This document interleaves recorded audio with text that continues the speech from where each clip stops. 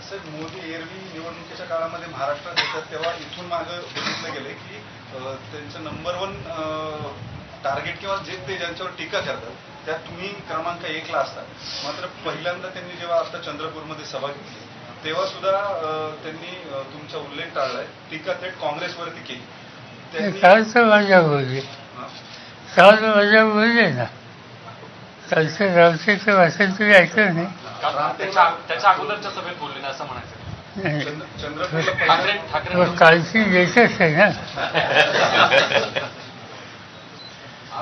तुम्ही आणि धैर्यशील मोहिते पाटील मगाशी तुम्हाला भेटून गेल्यानंतर आमच्याशी बोलताना असं म्हटले की मोहिते पाटील कुटुंबाचे आणि पवार कुटुंबाचे जुने ऋणानुबंध आहे.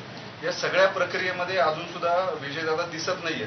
तुमचं पडद्यामागे काही त्यांच्याशी बोलणं झालेलं होतं का? कारण काही नाही असं की विजयदादांना काही शारीरिक होत नाही, त्यांना बोलायला त्रास होतो आणि त्याच्यामुळे ते ठरवले तिथला प्रत्येक निर्णय हा विजयदादांच्या संमतीने, त्यांच्या मार्गदर्शनाने त्यांचे सगळे सहकारी घेण्याच्या मनस्थितीत आहेत. उपमुख्यमंत्री अजितदादा बारामतीमध्ये बोलताना असं म्हणाले की बारामतीकरांनी आतापर्यंत साहेबांना निवडून दिलं, लेकीला निवडून दिलं, यावेळेस सुनेला निवडून द्या. आतापर्यंत बारामतीकर जे आहेत पवार आडनावाच्या पाठीशी उभे राहिलेले आहेत, त्यामुळे यंदा सुनेला मतदान. मग त्याच्यात चुकीचं काय? असे दोन गोष्टी असतात, मूळ पवार आणि बाहेरून आलेला पवार.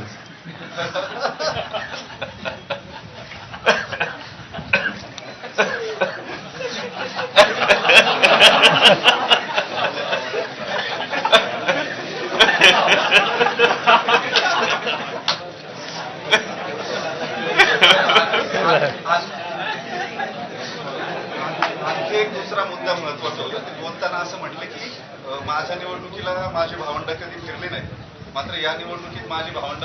हे अजिबात खरं नाही. माझ्या कुटुंबामध्ये निवडणूक आल्याच्या नंतर ती माझी निवडणूक असो, अजितची निवडणूक असो, सुप्रियाची निवडणूक असो, आमच्या कुटुंबाचे बाकीचे घटक जे आहेत ते नेहमी लोकांच्या जातात, भूमिका मांडतात आणि लोकांचा सहभाग आणि पाठिंबा मिळेल कसा याची काळजी घेतात.